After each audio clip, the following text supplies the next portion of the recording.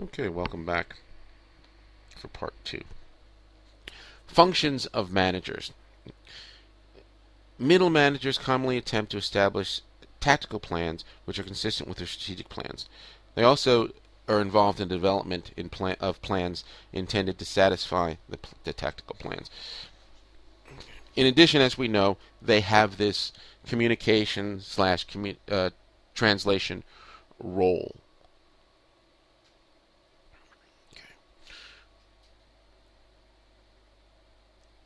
So we've just finished completing talking about planning. Let's talk about organizing. Implementing a pattern of relationships among workers, making optimal use of the resources required to enable the successful carrying out of the plans. That's what organizing is. Organizing, and again, this is a function that middle management, in large part, is involved in organizing. Organizing has an orientation towards goals, whether they be the tactical goals or the strategic goals themselves. Okay? It's involved individuals and groups and teams.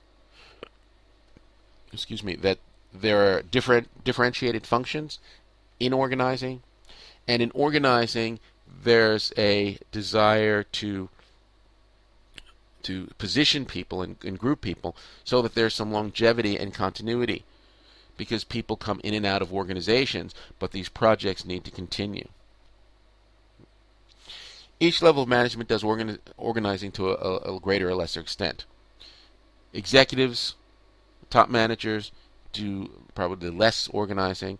As I said, middle managers do probably more organizing, and supervisors do organizing too, but more organizing of individuals' work and individual tasks in their small department or unit. Leading, the process of influencing the habits of others to achieve a common goal. And as a sub function, initiative, the willingness to take action.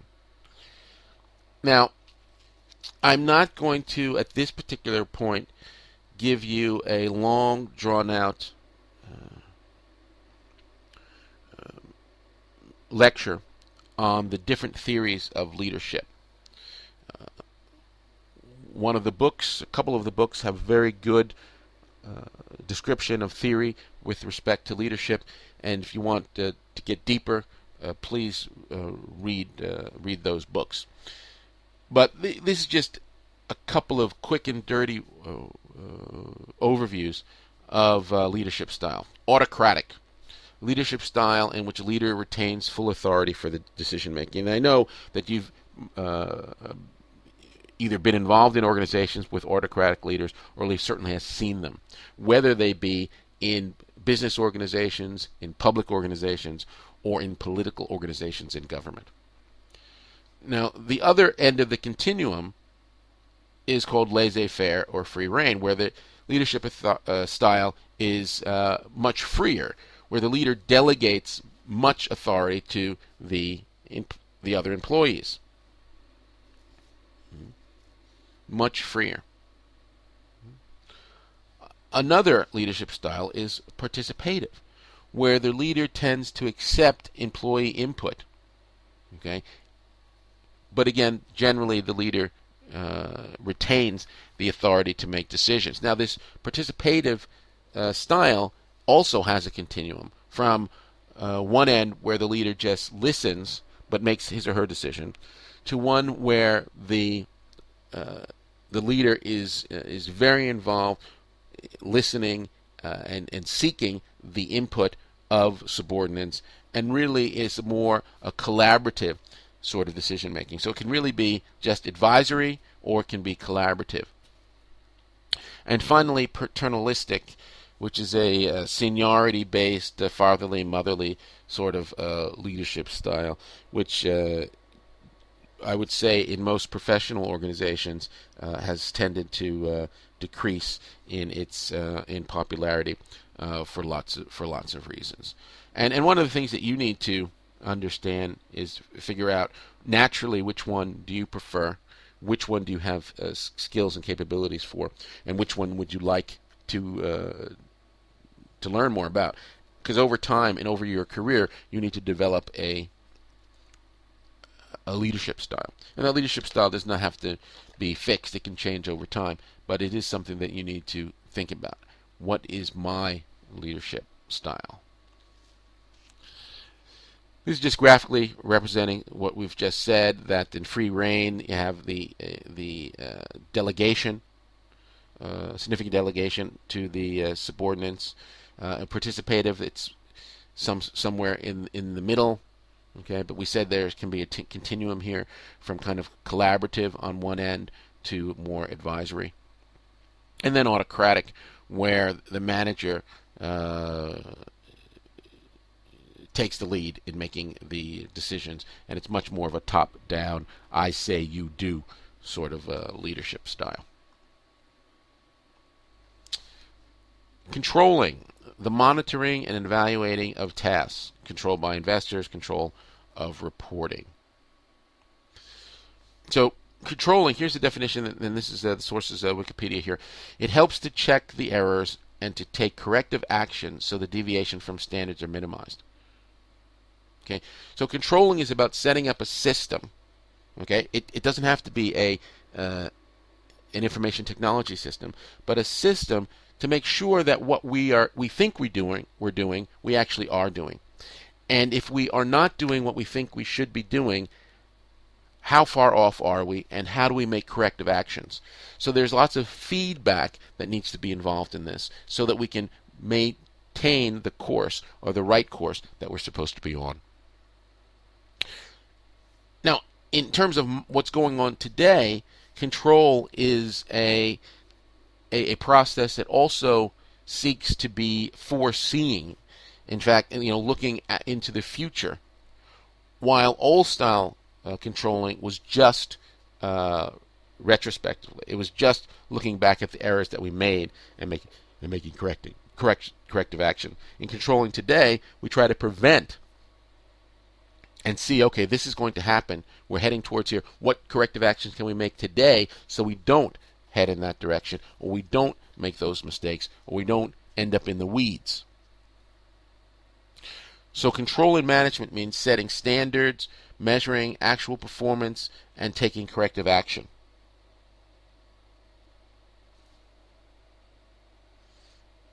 And last point in today's, it really is about information in large respects, and how you get that information, and what do you measure.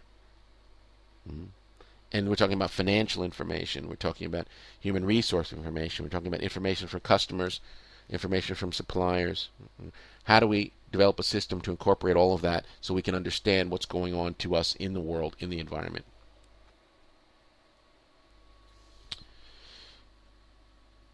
Additionally, a manager needs to have some other sorts of skills. Here's just a couple of them. Conceptual skills. Okay. Conceptual skills are the ability to think abstractly, not just about the here and now, but to raise the level and think in terms of concepts and theories. Interpersonal skills. Now, this is kind of interesting, because most people who work have to deal with others, and you will find that there's a wide range of skills here. Some people are really good and they consider themselves people persons, and other people are not good at people. But executives can be people persons, and also executives can not be good with people, and you will see all this whole range. But I would say that you need to be able to communicate. You need to be able to communicate in writing, and you need to be able to communicate orally, verbally. You need to be able to communicate face-to-face as well. And the better you're able to communicate, the more success that you will have, all things being equal. Technical skills. What are you rooted in? Here, I'm speaking mostly to engineers, so there's a technical engineering background. But what is it that you know? What is it that you know? And decision-making skills. The ability to make decisions. We've talked a little bit about decisions, problem definition and coming up with alternatives and kind of ranking those alternatives and picking the right one and then implementing and then looking back and making some corrective actions based on feedback. I mean, that's what decision making is about. Some people are good at making decisions. Some people are not good at making decisions. Unfortunately, or fortunately, depending upon where you are, if you are not good at making decisions, that's going to limit your ability to progress in life in general. So if you have a problem making decisions, you need to make sure that you have a good partner. Okay? Doesn't mean the end of the world, but just means that you need to get a good partner. Time management is the ability for the manager to prioritize and delegate, to work over a certain time frame, to minimize interruptions, all with the objective of meeting the goals of the organization.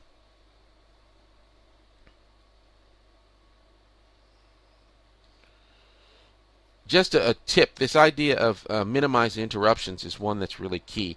And it's one that I struggle with as well. Because email, for example, is one of the things that is a big time waster.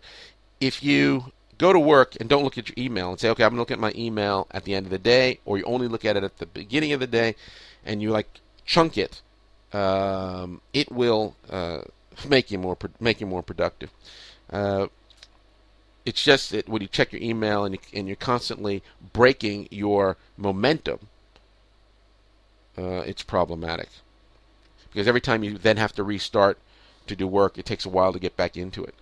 Okay, so if you can allocate longer periods of time to your work, you will be more productive. You'll get more things done. It's amazing how much you can get done if you actually just focus on it, and time goes by really quickly when you do.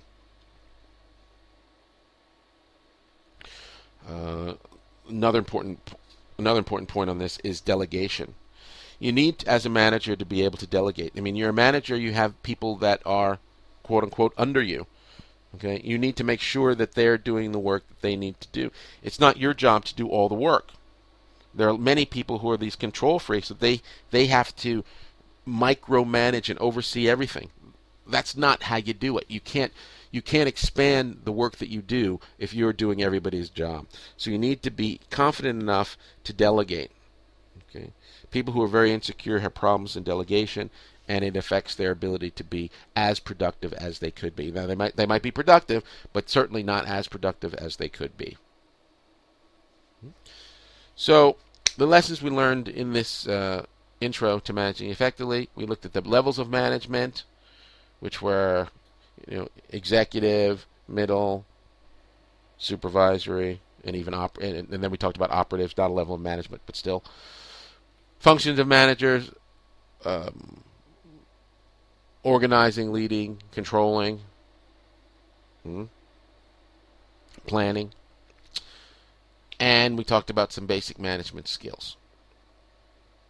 Okay. If you want more, please read the books that we have available. Catch you next time.